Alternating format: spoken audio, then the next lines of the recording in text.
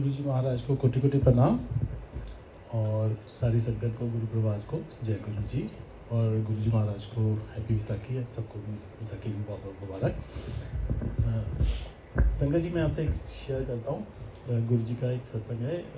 एक ना थे अरुण शौरी, वो एडिटर थे, उसको कहते हैं। वो बिल्कुल नास्तिक और बिल्कुल भगवान को नहीं मानते थे और उन्होंने बुक भी लिखी थी there is no God and लेकिन उनके वाइफ बीमार हुए बहुत ज़्यादा, तो उन्होंने मतलब राज्यसभा के मेंबर भी थे शायद और उनके लिंक्स भी अच्छे खासे थे।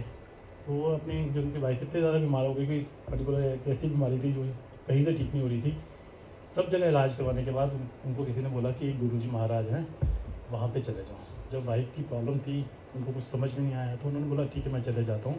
जो वो लेके आते थे तो सेवादार उनकी वाइफ को, आंटी को गुरु जी के पास लेके जाते थे। वो आगे जाके गुरु जी महाराज को माथा भी नहीं टेकते थे और वो पीछे बैठ जाते थे और सेवादार को बहुत बुरा लगता था कि वो नहीं माथा टेकते।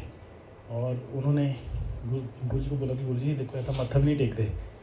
तो गुरु जी ने कहा कोई गल नहीं है, किस भरतनाट्यम करेगा कहते करने में। और एक दिन आंटी ठीक होना शुरू हो गए। वो अंकल आते सी अरुण शौरी जी, वो एक दिन उन्होंने गुरु जी को बुक दे दी there is no God. Guru ji ने देखा, सेवादार ने बोला कि ठीक है। और वो होली होली गुरु जी की आंटी ठीक हो गई। एक दिन बैठे गुरु जी ने उस दिन आया कि चल अरुण शौरी अंकल खड़े हो जाओ।